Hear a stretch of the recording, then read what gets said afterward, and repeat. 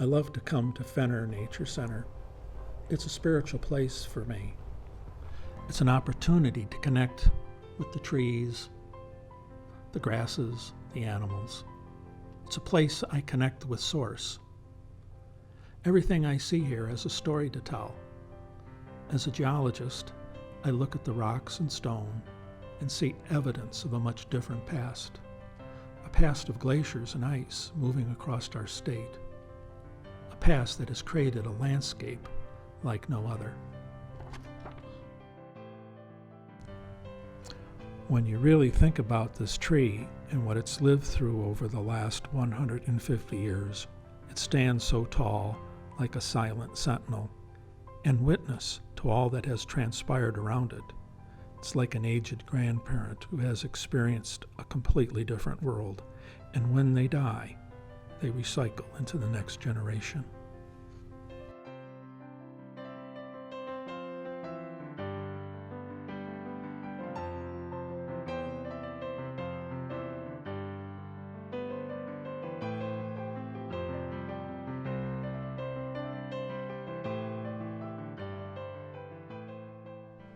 Believe it or not, there are fish in this thing, and goldfish too.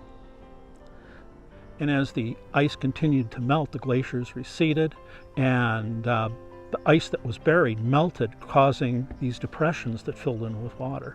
They call them kettles. I think that's what this is.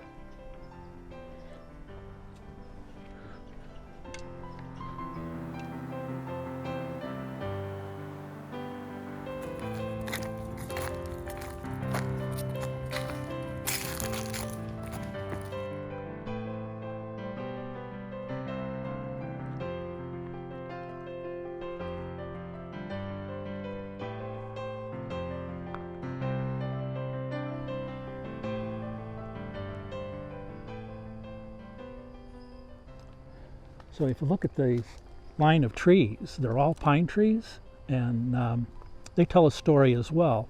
And the story is that since they're in a straight line, they had to have been planted here. And they look to be about maybe 50 years old or so. The area was deforested back in the mid-1900s, and this was a farm, and it was replanted, to put some trees back. And pine trees were cheap, and they grew quickly. But if you look carefully, you can see how they put them in. They were all in a straight line, giving the idea that this was not natural.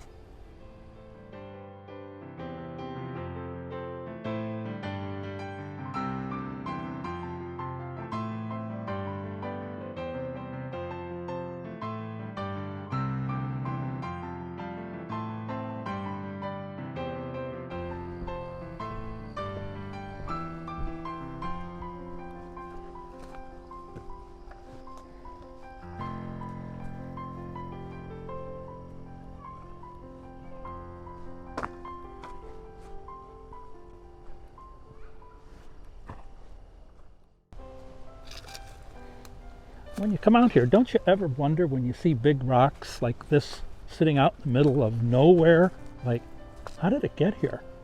This thing has to be 2 or 3 tons, and it didn't drop from the sky. And I'm just being kidding you, is that this rock, I can tell by the bands on it, is Precambrian age, and there's probably, you can see the big folds that are in it, a couple of billion years old. And the ice brought this down, and you can just think about how much ice and how thick of a thickness of ice that you would need in order to move something like this 400 or 500 miles. Must have been massive. But when you come out here, you get to see little pieces of what the past was like. There's little indicators if you look carefully.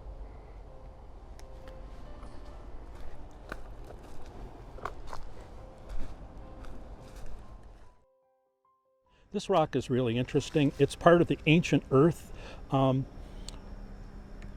This is called a Migmatite, and most assuredly this is older than 2.5 billion years old. And what's interesting is how the recycling process of the earth works is that under deep burial conditions and high temperatures, the rocks actually start to sweat and melt. And what you see here is the lighter lower temperature minerals sweating out of the parent rock. This is called the the melanosome, and this is the leucosome.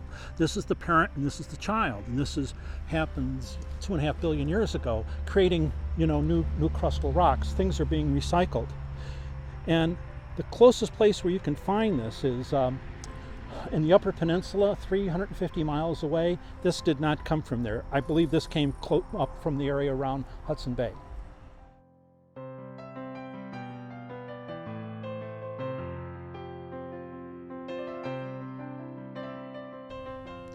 It's right here that I see and feel the connection between all things, even things that appear inanimate.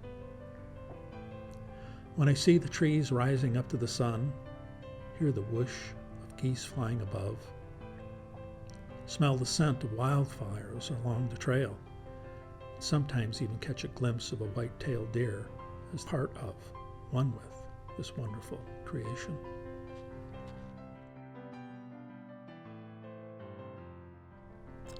I went to the woods because I wished to live deliberately, to front only the essential facts of life, and see if I could not learn what it had to teach, and not when I came to die, to discover that I had not really lived. Henry Thoreau.